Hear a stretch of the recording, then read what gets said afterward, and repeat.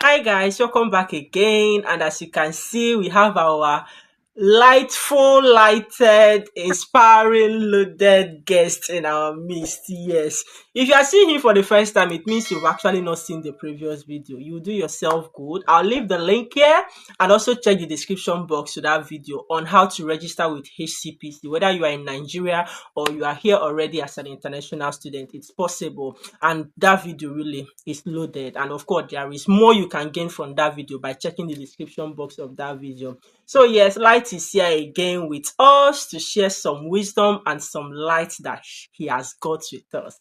So in this particular video, what we'll be talking about is working with NHS as an international student in the UK. Okay, here on this channel is all about lived experiences. Okay, I never worked with NHS. I'm not even sure if I will ever work with NHS. So I needed to bring someone that has had that experience, who has actually worked with NHS, even as an international student. This guy here, I told you guys that if I'm to describe him in one word, it will be proactive. He did care job. Oh.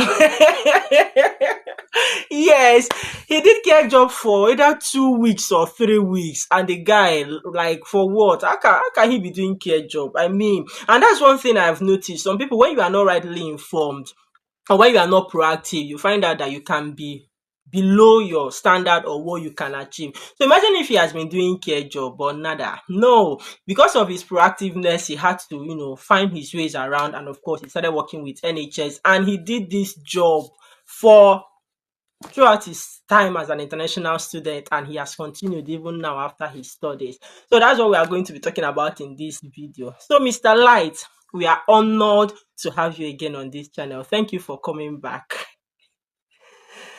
All right. So without much wasting of time, can you just tell us how can, let's say I'm an international student, I'm a medical lab scientist, or yeah, I know you narrow it down to medical lab scientists, but I think even people that are studying that are radiographers already, like I'm an international student, and of course I want to work with NHS. It gives me more opportunities. As a matter of fact, I know that before, during your time and recently, as time we are filming these videos, international students who are working with NHS are allowed to work more than 20 hours. They are not limited, so it's a good advantage. And somebody wants to take this opportunity. What would be your advice from your experience? How did you do it? Share with us. All right. Thank you very much, Favour, for this opportunity to share my story. Yeah. And I want to start by saying it's opportunity. First of all, like it's opportunity.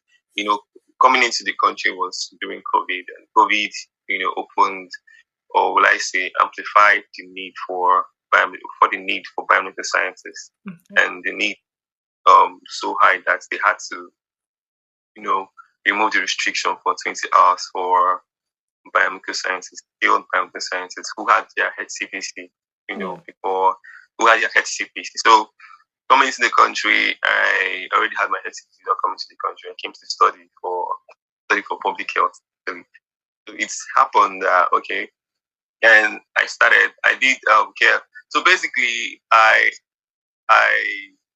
didn't start as now. This is what people. I want to also explain this.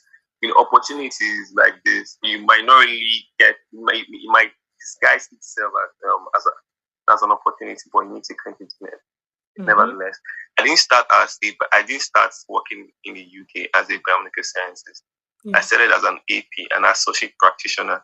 So this is called, like, it's not like a biomedical, so it's more like a band 4, like a technician. Yeah. So why? Because one of the major issues when you go look for a job from Nigeria is that they ask you for UK experience. And another thing, if you don't give me an opportunity to prove myself how well I practice. So I started off as an AP and locum MP, because there are a lot of agencies that want to.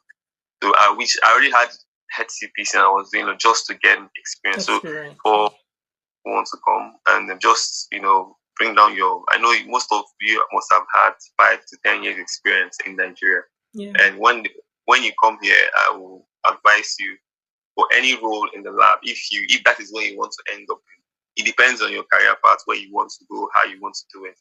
If you want, go into the lab as soon as possible, you should bring yourself down. And even if there's an for you to get that lab experience because it's that's how it happens. Yeah. So I as an AP had the necessary experience, and the rest is history. I went into the NHS, so Mm.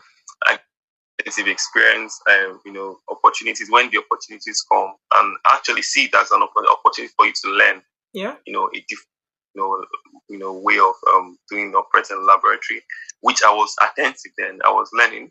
I was getting, required experience. I was also updating on my CV, Mm-hmm. and while I, and I wouldn't want people to follow most times because when you come into the country, I was combining it with my studies. I was doing part time because of my studies. I was Yeah. working part time so that my academics don't suffer, which was a major thing that brought me. Just like I said, I'm currently a master of public health. I am a master of public health proudly, and that was what I was doing. I was working and studying at the same time. So I had the necessary rudimentary experience in the laboratory in the UK, Yeah. and I was now promoted to a biomedical scientist, where I exercise my full skills and to become a biomedical scientist. So it's been a lovely process. Mm. So fast forward, I'm currently a specialist biomedical scientist in the UK. Mm. I'm a permanent. I'm on a permanent role. Yeah. And what actually inspired me to work was because I was studying a public health course, and public health doesn't have laboratory experience. So for Mm-hmm. you to be able to what happens in the lab, so I went to find experience just to So fast forward to now, everything I've been over a year plus. So Mm. I got a job because I already know what happens in the lab and Yeah. the and everything. So it was easy for me to answer interview questions and answer it very, very well. That end in my current position. So Mm. I would advise once you come, spend the first, spend the spend the first 6 months of your time in knowing what your Yeah. course is all about. Course and stuff, and then before you now go Mm. about looking for it. Very, Mm. very important. Which is, and remember, your studies is a major thing that brought you to the UK and Exactly. not to. So it's very, very important you balance having work life balance Yeah. at the same time helping humanity and national Mm. emergency. It's Wow. very, very important. Wow, that's a balanced answer, you know. You know, sometimes people would have just skipped that part of academics. Just okay, we are here to work and do. But at the end of the day, like you rightly said, the main thing that brought you here is your studies. So I see that balance. Focus on this, then find time. And I really like that part where you talked about like bringing yourself down because people might just come and just want to become medical lab scientists already. And here they don't joke with experience. And for some reasons, UK experience. So I think that's a very good tip for anybody really, just to know that you first of all have to come down and maybe be a technician, just be an assistant, come down to that level. The pay will not be as high as because you might be thinking, come on, I know everything lab and all, but it's just a step, okay? It's a step. So come down to that level, start learning, and of course it creates opportunity, it improves your CV, and moving on, you can do that. Okay, thank you so much for sharing that. So maybe can you tell us how can we go about finding locum jobs, agencies? Is there anywhere we can find agencies that we can register with or that will be happy to accept us at any level we want to be? Okay. First of all, it's in the UK. At least for people who are in the UK, it's so easy. Jobs are online. All you need to do, you have your phone, you have your Google search, just search agencies or you type jobs. And most times when they advertise, most of these agencies advertise roles. And most times you apply or send your CV.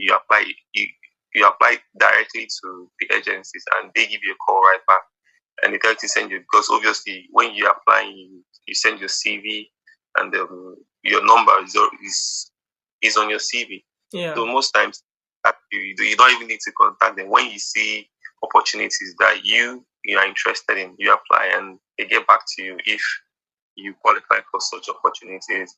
So it's less for you to always be on the lookout for job adverts. I'll give out some job at some sites you can go. You can check CV Library. Okay. library. Yeah, you can check read.co.uk. Mm-hmm. It's a place to look for more opportunities. You can also check Indeed. Indeed, yeah. Indeed. So most times, most of all these agencies, we have Michael Page too. We have most of all these agencies advertise roles. So when you apply for such roles, they get back to you. So it's so easy for you to find roles. Okay. And also outside your CV is you. So Yeah. invest in writing your CV, invest in making sure that it's, it captures all the experiences you've had. Mm-hmm. It's very here in the UK, your CV is the first point of call for the recruiter or the employer. So if you don't have a very good CV and you're very good, how would they know? Exactly. So also I keep preaching this. For this is even if you don't gain anything from everything I've said today, please and please join LinkedIn. Please. I keep preaching this because a lot of people, a lot of Nigerians are not on LinkedIn. They don't even know what is happening. So let's take, for example, where in a situation where there's an opportunity and you're not on LinkedIn, how are you going to get such opportunity? It's just like nobody knows you. How would they know?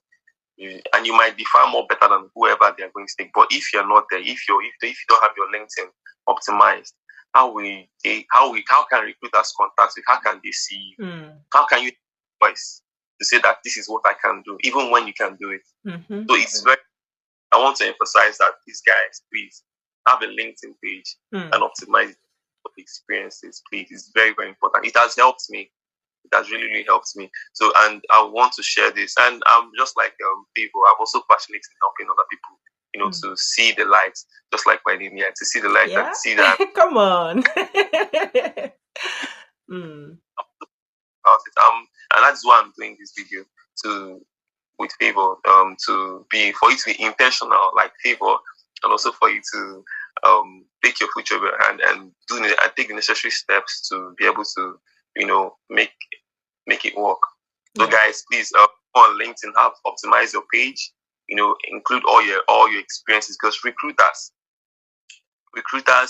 they go there to search for people. I don't for most times I go to see every week I receive email from LinkedIn to see how many searches and they get to show you companies that search for you that you apply that you appear for. So every day they're looking for talent, they're looking for people.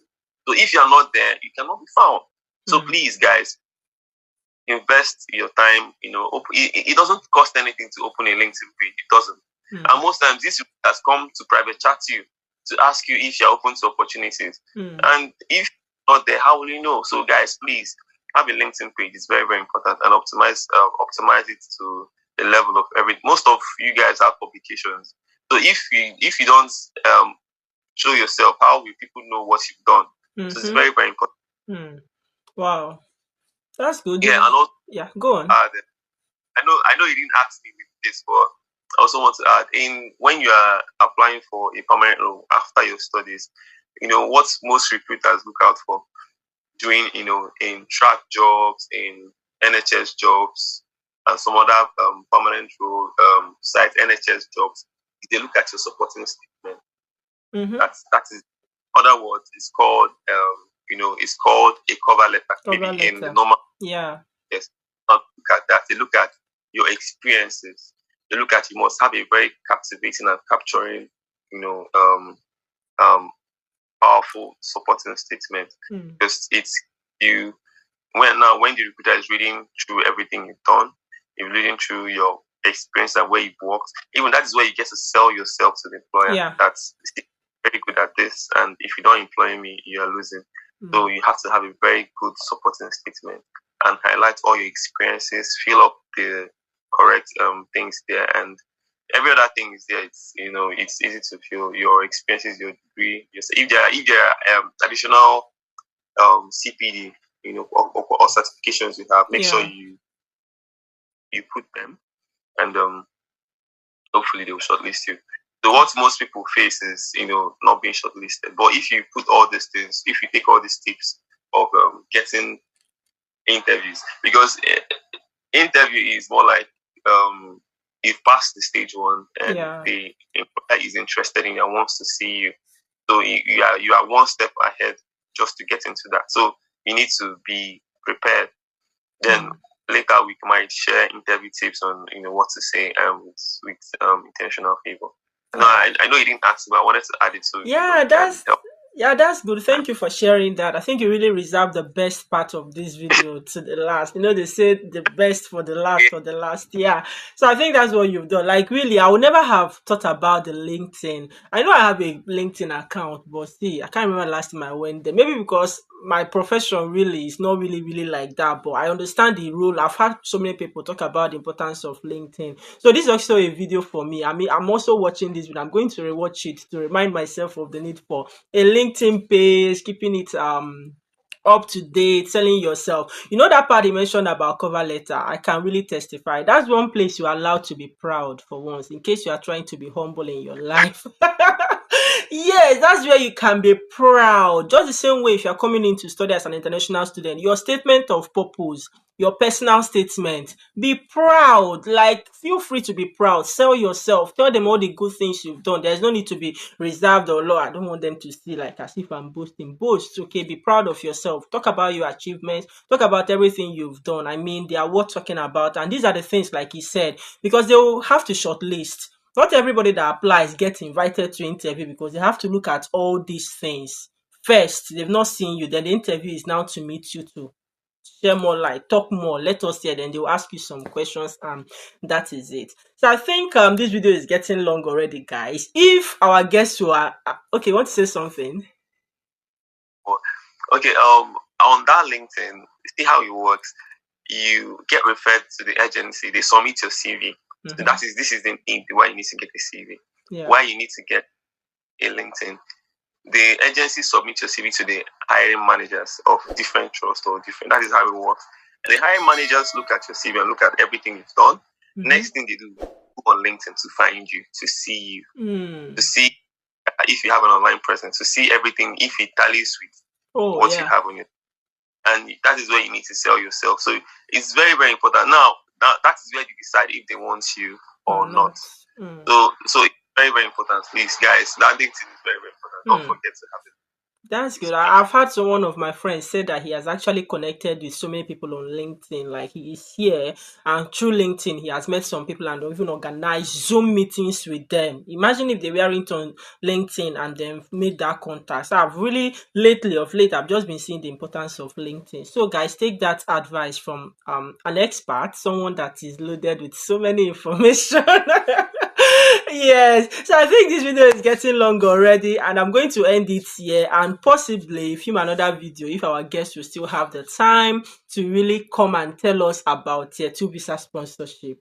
Yes, because you can hear him say he's in a permanent role. He was an international student. He didn't do graduate visa, as I always advise people. So you just that one will be a very quick video telling us how to go about it, his general advice on that, and then a hint about public health. People have been asking me about public health. I told you people I have something in plan. This is not really the main one. I'm still hoping to bring one or two persons I know that did public health to come and talk about public health, studying masters in public health in the United Kingdom. So just like in the last video, in case you've not seen it, check it out, okay? So he actually has a platform where he helps people, especially Nigerians, to actually help them refocus and make plans, CV, anything about especially those in the medical field. So check the description box. We are going to leave the link where you can join this platform and get like you will tap from light. You can't walk in darkness if you are the platform is possibilities with light. Oh my god. Just can you hear the name? So guys, you don't want to miss out of that opportunity. Check the description box for the link to join this, and you can actually be in touch with Mr. Light, and then you will take it off from there. So thank you guys for coming this far. Thank you, Mr. Light, for this honor of coming and sharing all these wonderful tips with us, and we hope to have you again. So guys, don't forget to like this video, subscribe, share, and leave comments in the comment section, and I'll be seeing you in the next one. Until then, stay blessed, remain intentional, and take care of yourselves. Bye.